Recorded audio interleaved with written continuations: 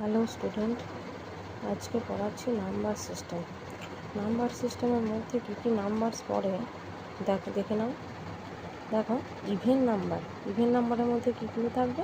The number which are exactly divisible by 2 are called even number. ঠিক আছে, দেখো কী কী না, এখানে হচ্ছে 2, 4, 6, 8 আপ টু ... ঠিক আছে। প্রাইম নাম্বার এটা আসছে, তার আগে কী পড়বো? অড নাম্বারের মধ্যে কি আসছে? দ্য নাম্বার হুইচ কি লিভস এ রিমাইন্ডার 1। ওকে না, দেখো যখন ডিভিজিবল করবে 2 দিয়ে, তখন যদি রিমাইন্ডার 1 হয় তাহলে জানবে কি না এগুলো হচ্ছে অড নাম্বার। কি কি এক্সাম্পল দেখো, 1, 3, 5, 7 আপ টু আর লিখছি না। ঠিক আছে, এরপরে কি পড়ছে না প্রাইম নাম্বার জিনিসটা কি না, প্রাইম নাম্বার হচ্ছে if a number is not divisible by any other number.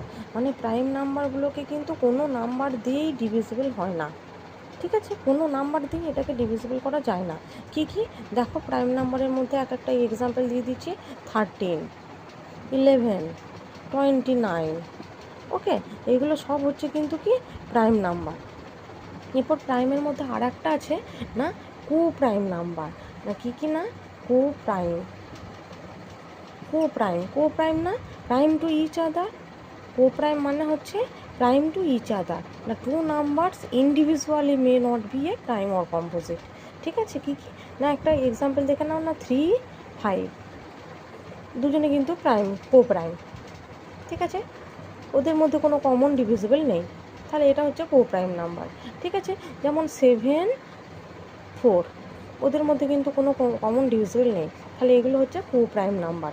ওকে, ঠিক আছে। এরপর দেখো কম্পোজিট নাম্বারের মধ্যে কি পড়ছে না, কম্পোজিট নাম্বার জিনিসটা কি না, numbers which are divisible by any other numbers.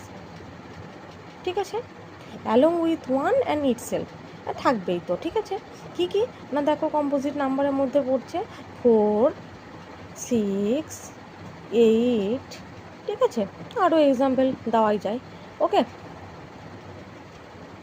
কিন্তু কিন্তু আর একটা বলে দিই, দেখো ওয়ান জিনিসটা কিন্তু হচ্ছে, ওয়ানটা নাইদার প্রাইম নর কম্পোজিট। ওকে, ওয়ানটা হচ্ছে নাইদার প্রাইম নর কম্পোজিট। ওকে।